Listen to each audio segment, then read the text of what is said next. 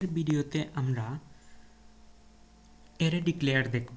Array ডিক্লেয়ারের ক্ষেত্রে ধরুন আমি x is equal to square bracket নিব, তারপর 1 3 4 5 7 9 কয়টি নাম্বার নিলাম, স্কোয়ার ব্র্যাকেট ক্লোজ করলাম, তারপর এন্টার দিলাম। আরেকটি মাধ্যম আছে আপনি অ্যারে ডিক্লেয়ার করতে পারবেন। ধরুন x is equal to 1 colon 10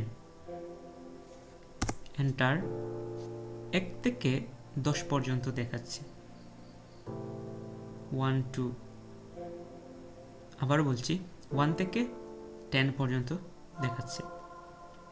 array ডিক্লেয়ারের এই দুইটি পদ্ধতি আপনার জানলে হবে।